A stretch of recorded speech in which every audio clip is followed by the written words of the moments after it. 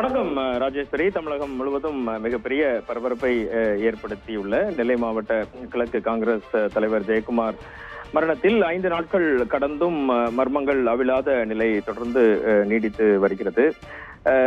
இது குறித்து தனி படையினர் மற்றும் மாவட்ட எஸ்பி சிலம்பரசனிடம் நாம் பேசிய போது ஆதாரங்கள் கிடைத்துள்ள ஆதாரங்களின் அடிப்படையில் விசாரணை மிக மிக சரியான கோணத்தில் சென்று வருவதாக நம்மிடம் இன்று காலை பேசுகையில் திருநெல்வேலி மாவட்ட எஸ்பி சிலம்பரசன் தெரிவித்தார்.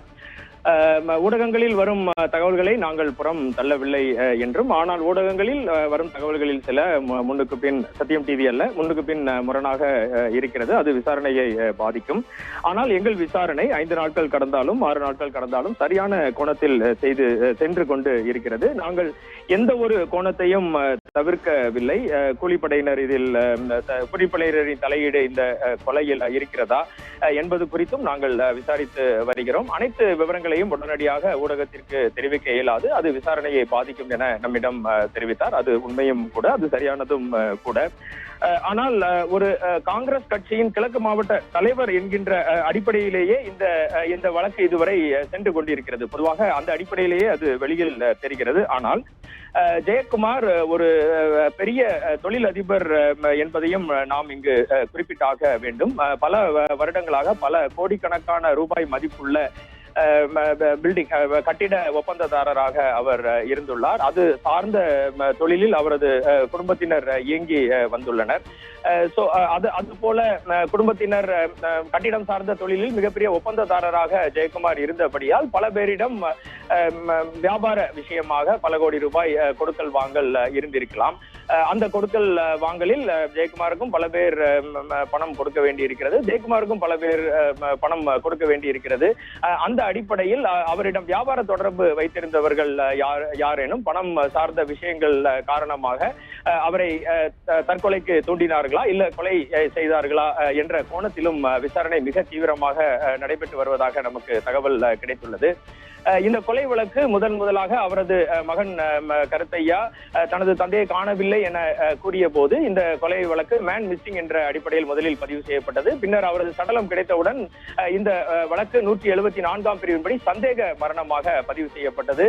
அதே நிலைதான் இந்த நிமிடம் வரை தொடர்கிறது.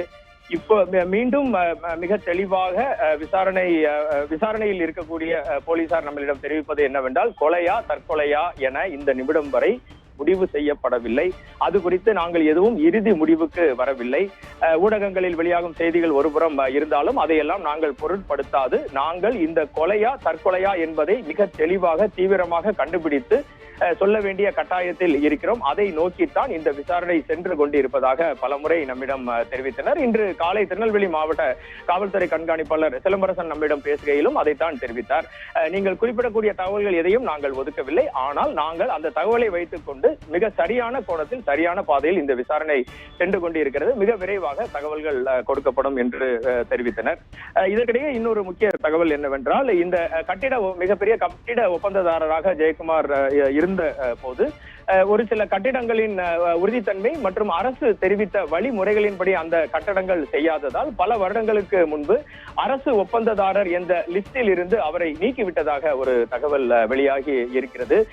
அதன் பின்னர் அவருக்கு ஏற்பட்ட பணமுடை அந்த ஏரியாவில் அனைவருக்கும் தெரிந்த ஒரு தகவலாக இருக்கிறது.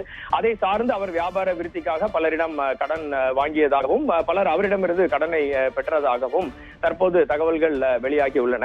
எது எப்படி இருந்தாலும் தமிழகம் முழுவதும் மிகுந்த பரபரப்பை ஏற்படுத்தியுள்ள இந்த கொலை வழக்கில் சீக்கிரமாக கொலையா தற்கொலையா என கண்டுபிடித்து தெரிவிக்க வேண்டிய கட்டாயத்தில் காவல்துறையினர் இருக்கின்றனர். ராஜேஸ்வரி, நன்றி வனராஜ்.